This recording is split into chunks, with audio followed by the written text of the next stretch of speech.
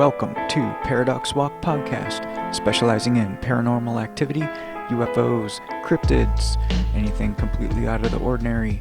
Today's episode, we'll be going over stories of real vampires, collections of stories of people that have come across these things and lived to tell the tale and what they've said to them. A couple of them have spoken to them and said things, and a couple theories on how they could be real and why. Today is the 12th of January of 2023.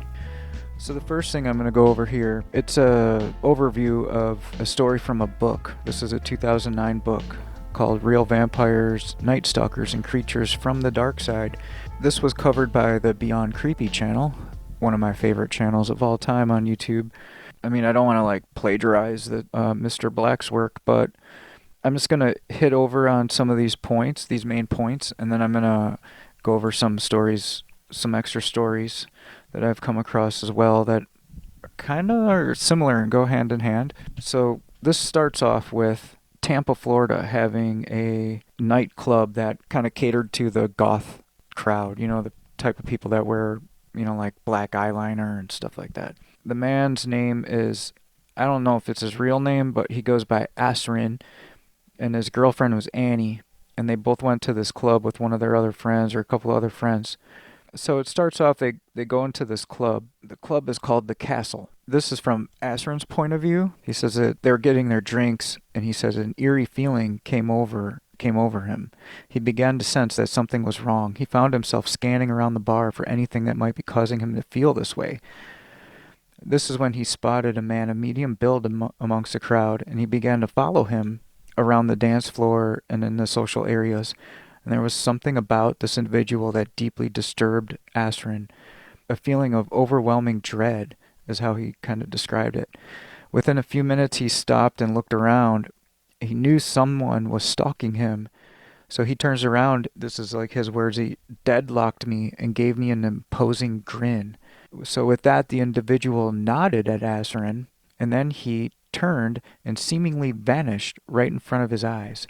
Asrin was so stunned that he took a step back, and he began to look around the room.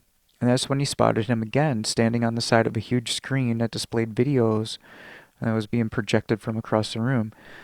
And then this is his explanation. To move instantly from one side of the dance floor to the other was an impossible maneuver under the best of circumstances, let alone amid a crowded, partying drunkards and a dancing frenzy.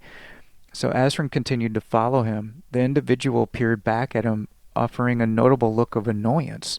He rushed off into the crowd, and Asrin again found him again on the other side of the bar at a table. He admits he was becoming obsessed with this individual.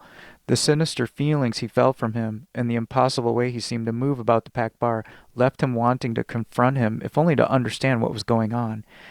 As I approached him, I felt an inner heat that I've never felt before, and an intense anger came over me.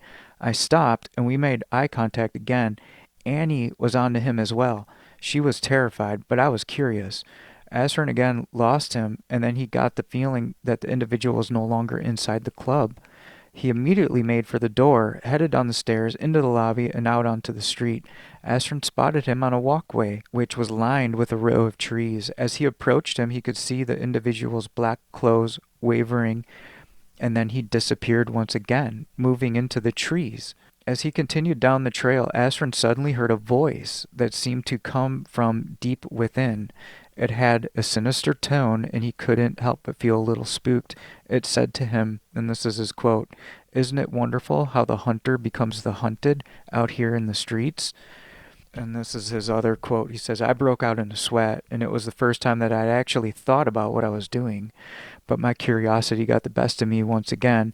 The sound, although from within, came from above me." So he peered up into the trees, and that's when he spotted the figure. And then this is another quote. He heard another voice say to him, "Be advised not to see my face," he heard him say. We had deadlocked eye to eye twice, at least at this point. Yet I had no clear image of this creature's face. That struck me as odd. Asrin looked away briefly, and then when he looked back, the figure was gone. And then he looked towards the street where some preachers were standing, and this is when he heard something that chilled him to the bone. A voice deep inside of me felt more as a vibration than of an interpreted sound said, this is what it said to him, quote, "You should be grateful that your blood is tainted, friend. Do not pursue this further. This will be your only warning. Perhaps we will meet again. I will always be able to find what has found me. Now leave me be." With that, Asrin felt an intense pain in his head. He likened it to his brain being squeezed like a sponge. He immediately collapsed to the ground, and one of the preachers, a man named Shane, picked him up and tried to take him to the river to give him some water. So the author, Brad Steiger, also spoke to Annie. She recalled that the figure had been watching them for quite some time before Asrin even noticed him. I saw him sitting by the window in the corner of the small room I was at the bar ordering amaretto, and Darcy was with me. I'm not sure why the man was so intrigued with us, but it was the strange way he looked at us. After Darcy and I got our shots, I glanced up and he was gone. I wasn't sure how he got by us without me noticing, because the bar was right next to the exit. Not long after, I remember Astron coming up to me and pointing him out in the other room, and that's when I told him I already knew about him. It seemed like he was always there 1 minute on the dance floor, and then the next minute at the window, and the next minute at the couch at the corner, and so on. Yeah, to say I was shook up by him was an understatement. Annie understood very much that the type of people that frequented the castle, the goth type, vampire enthusiasts in general, assortment of rough around the edges type of people, but this guy was different. He stood out as particularly creepy. As I'm far from judgmental, but that guy really got to me. His stare was piercing. You could almost feel it in the depth of your soul. So, 8 months after this incident, remember what the voice in the head said. He said, "You should be grateful that your blood is tainted, friend." What happened later on, this is Asrin talking now, about 8 months after this incident, I was diagnosed with Hodgkin's lymphoma. So Asrin was certain that this was what the figure meant when he told him that his blood was tainted. There was also 2 people were found murdered pretty close in proximity and time to this incident. So in the area, the newspapers, because in the 90s there was newspapers, reported that there were 2 girls murdered in, I guess it's called Ybor City. That's in like the Tampa area, and I'm pretty confident that the thing I was trailing was the culprit. Asrin told this to Brad Steiger. So that's just one. There's a couple more of these. So the report goes on to mention that at that same club, the Castle, there's been a report of a man meeting a woman on the balcony, and he's like hitting on her. She's like really not interested in him, and she kind of describes the same thing. Like there's something odd about him, and she is like letting him know like she's not interested, and at some point like he like keeps trying and she's like, no, I'm not interested, and he completely disappears. A comment below this, I believe it was this video, the last story I'm going to read revolves around New Orleans and Reno, Nevada, where these clans like claim that they've like shifted to like they had a falling out and went to Reno, Nevada, I believe. Underneath that video is someone claiming that they were walking around New Orleans, I believe the French Quarter at night, and from an alleyway they hear a voice yell out, "Ooh, AB positive, my favorite. You're lucky that I've already fed tonight." And the guy claims like, yes, that's my blood type. Like these things kind of have the ability not just to like kind of scan what type you are, but if you have like a disease of the blood or not, then they don't want to mess with you. Weird, right? I don't know. I just find it odd also that whenever you search for like real stories, like you get like BS reports, History Channel, reality shows, National Geographic. They've like taken over these keyword searches. So your first like 150, 200 results is just BS stuff, like reality shows and stuff. So you can't really look for these stories anymore. I believe that's done by design on purpose, and it makes these stories even stranger to look at. Like, what do you think when you think of vampires? You think you have to invite them in, blah, blah, blah, and can, move around and like from one side of a room to another super fast. Like if you think of the movie Interview with a Vampire, like they could go from one place to another super fast or really strong, blah, blah, blah. And there seems to be some truth to the whole inviting thing. If you've looked into the black-eyed kids phenomenon or black-eyed people phenomenon, the stories are so similar all the time where these kids knock on people's doors and ask to be let in. The more you look into like any of these like folklore for like supernatural things or paranormal things, there seems to be some truth to it.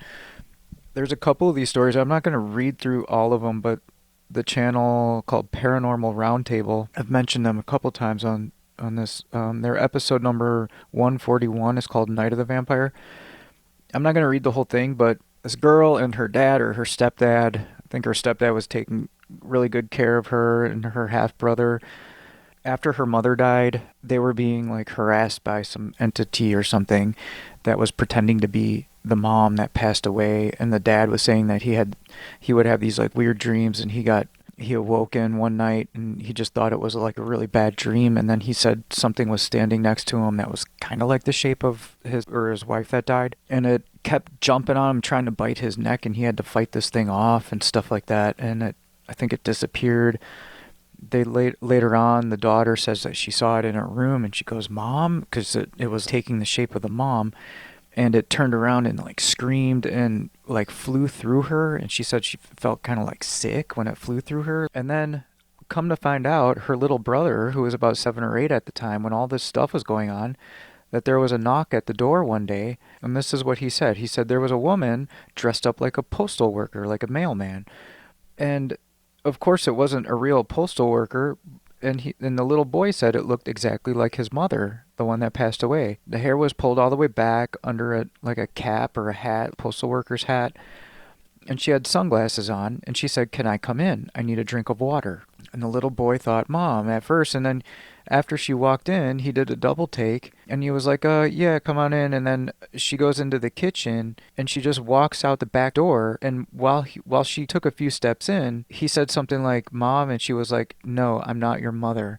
But it was only after she came inside that she said that, right? So she walks out the back door and disappears, and the kid runs after her, and there's nobody there, and there's even a dog in the backyard, and it didn't even bark or didn't do nothing. So there's another story similar to that. Like these people were driving through Texas, and they hit something on the road that was like crawling off.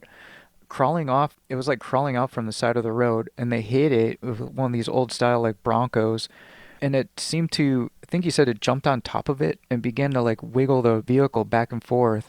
And so they pulled over to the side of the road, and they found like weird scratches or something on it. They got like weird claw marks and stuff. Well, later on, they had this bird, and the bird died right after this, and all the fish in the aquarium died, and their dog and cat both disappeared. And once again, there was this invitation. Their son, he was a little boy and a little girl. They had a son and daughter, and they opened the door, and this really weird looking, pale looking guy dressed in a black suit, he asked if he could come in and talk to their mom and dad, and he said he was a police officer. So they let him in. Okay, once he walked in, he walked right back out and turned around the corner by the garage, and he was gone.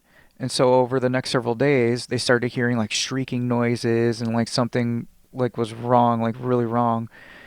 In the middle of the night, something grabbed the little boy and shook him and woke him up, and he looked up and he saw this thing with like fangs trying to go to his neck and bite him, and the little girl had a dream that something bit her on the neck. Right after she had that dream, she goes to school and she passed out. And she said she got really, really sleepy in class. And that's another thing you hear with some of these stories. There's stories of people seeing like the old-fashioned looking vampire. There's one like where, you know, the old black and white movies where they have like the big ears and stuff. There's a story of people that lived on a farm. They had one of these things come out, like somebody was digging out by like some big rocks, and they hit this. It was almost like a sarcophagus, one of those old Egyptian stone things, and they opened it up, and something flew out. Later on, it was at the window, and the mom was in a trance and goes to the window like to open it up and let this thing in, and the rest of the family members like grab her like, no, don't let this thing in. Almost like hypnotize a person or something. I don't know.